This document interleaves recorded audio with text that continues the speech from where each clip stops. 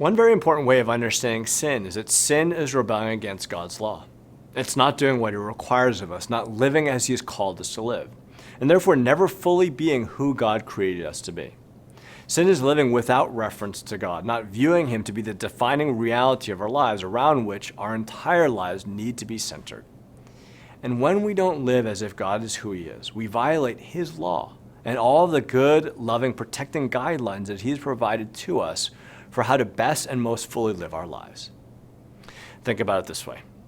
If you were to walk off a cliff and say, I don't have to live by the law of gravity, I can live by my own rules. On the one hand, you aren't obeying a very specific rule and commandment, namely, don't walk off a cliff. But on the other hand, you're also not living in reference to gravity. You're living as if gravity were of no consequence or importance in your life. You would never say the laws of gravity are just so arbitrary, it just seems so unreasonable that I have to obey them. You would never say that because you understand that gravity is something that we must live in reference to.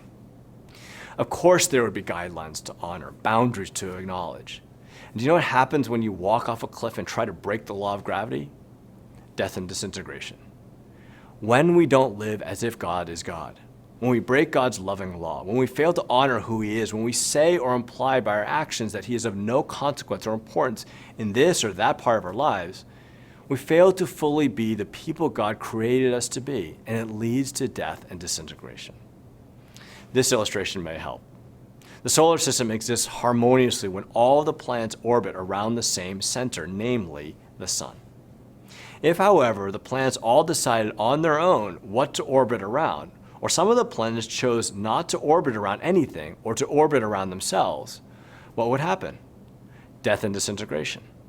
The solar system as we know it would unravel and fall apart because the planets are not orbiting around the correct center. They aren't living in reference to the sun, and therefore everything falls apart and is destroyed.